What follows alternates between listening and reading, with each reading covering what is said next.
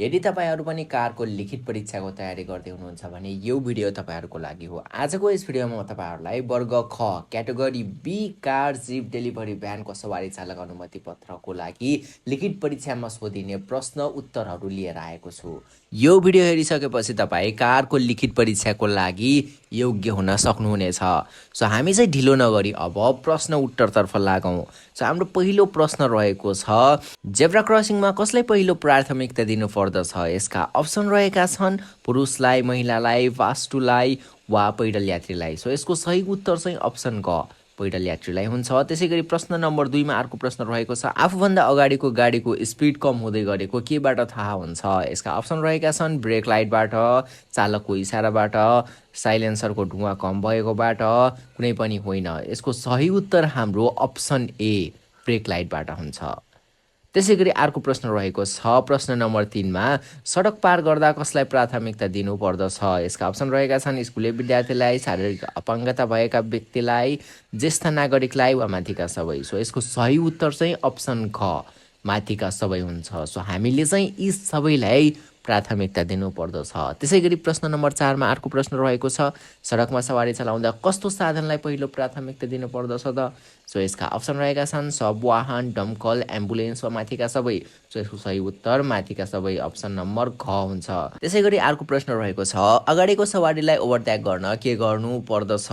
यसका अप्सन रहेका छन् हेडलाइट बालेर, हर्न बजाएर, साइड लाइट बालेर वा माथिका सबै। सो यसको सही उत्तर रहेको छ माथिका सबै। हामीले ओभरटेक गर्न अघि यी सबै कुराहरू चाहिँ अपनाउनु पर्ने हुन्छ। त्यसैगरी अर्को प्रश्न रहेको छ, कुन स्पिडमा तुलनात्मक रूपमा कम इन्धन खपत हुन्छ? सो यसको उत्तर रहेको छ हाई स्पिडमा। सो अप्सन ग चाहिँ यसको सही उत्तर रहेको छ। त्यसैगरी प्रश्न नम्बर 8 मा अर्को प्रश्न रहेको छ, तपाईको सवारी पछाडि एम्बुलेन्स आएमा के गर्नुहुन्छ? यसका अप्सन रहेका छन् गाडी रोक्ने, साइड दिने, स्पिड बढाउने वा ओभरटेक गर्ने। यसको सही उत्तर साइड दिने हुन्छ। त्यसैगरी अर्को प्रश्न रहेको छ, कस्तो सडकमा ब्रेक फेल हुँदा सबैभन्दा बढी खतरा हुन्छ? यसका अप्सन रहेका छन् उकालो सडकमा, ओह्रालो सडकमा, समतल सडकमा वा कच्ची सडकमा। सो यसको सही उत्तर हाम्रो ओह्रालो सडकमा हुन्छ। त्यसैगरी प्रश्न नम्बर 10 मा अर्को प्रश्न रहेको छ, कुन स्पिडमा सवारी चलाएमा तुलनात्मक रूपमा इन्धन बढी खपत हुन्छ?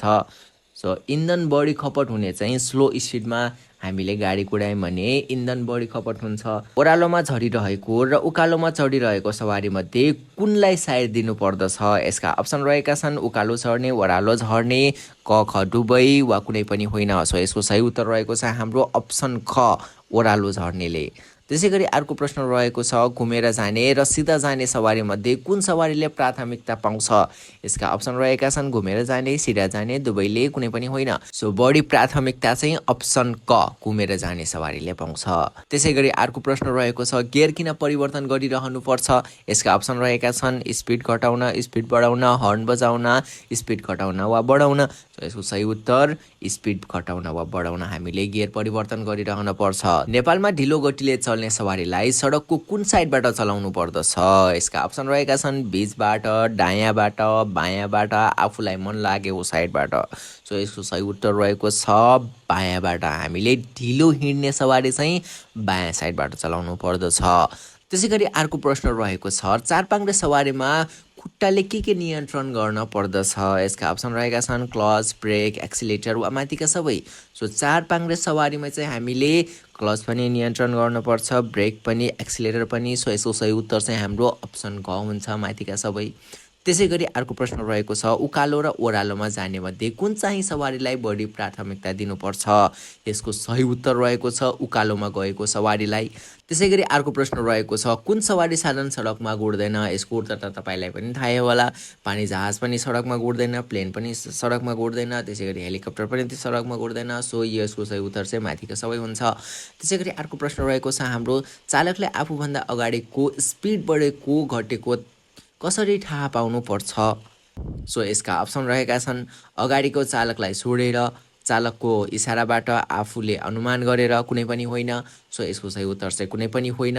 त्यसैगरी प्रश्न नम्बर 19 मा अर्को प्रश्न रहेको छ, आयल प्रेसरले सवारीमा के को अवस्था देखाउँछ? यसका अप्सन रहेका छन् डिजेलको, मोबिलको, पानीको वा पेट्रोलको। सो यसको सही उत्तर रहेको छ आयल प्रेसरले चाहिँ मोबिलको अवस्था जनाउँछ। त्यसै गरी अर्को प्रश्न रहेको छ हाम्रो सिट बेल्टको प्रयोग कहिले गर्नुपर्छ। यसका अप्सन रहेका छन् अगाडि बस्ने सबैले लगाउने, पुलिसले देख्ने बित्तिकै लगाउने, ओह्रालोमा लगाउने, उकालोमा लगाउने। सो यसको सही उत्तर चाहिँ हाम्रो अगाडि बस्ने सबैले लगाउने हो। त्यसै गरी अर्को प्रश्न रहेको छ 21 नम्बर प्रश्नमा सडकमा सवारी चलाउँदा कस्तो सवारी साधनलाई पहिलो प्राथमिकता दिनुपर्दछ। यसका अप्सन रहेका छन् कारलाई, मोटरसाइकललाई, ट्रकलाई वा माथिका सबै। यहाँनिर पर्दैन भनेको छ। सो यसको सही उत्तर चाहिँ हाम्रो माथिका सबै हुन्छ। त्यसै गरी अर्को प्रश्न रहेको छ पछाडिको सवारी साधनलाई अगाडि जान दिन के गर्नुपर्छ। यसका अप्सन रहेका छन् हातले इसारा दिने, साइड लाइट बालिदिने, क ख दुवै वा कुनै पनि होइन। सो यसको सही उत्तर चाहिँ अप्सन ग हुन्छ। हातले इसारा पनि दिनुपर्छ र साइड लाइट पनि बालिदिनुपर्छ। त्यसै गरी अर्को 23 नम्बरमा प्रश्न रहेको छ नेपालमा कुन साइडबाट सवारी चलाउँदा कारबाही हुन्छ। यसको सही उत्तर चाहिँ दायाँ साइडबाट। त्यसै गरी अर्को प्रश्न रहेको छ चार पाङ्ग्रे सवारीमा बायाँ हातको मुख्य काम के हो। यसको सही उत्तर रहेको छ ह्यान्ड ब्रेक लगाउने। त्यसै गरी प्रश्न नम्बर 25मा अर्को प्रश्न रहेको छ तपाईँको पछाडि दमकल आएमा के गर्नुहुन्छ। यसका अप्सन रहेका छन् गाडी रोक्ने, साइड दिने, स्पिड बढाउने वा वास्ता नै नगर्ने। सो यसको सही उत्तर चाहिँ साइड दिने हुन्छ।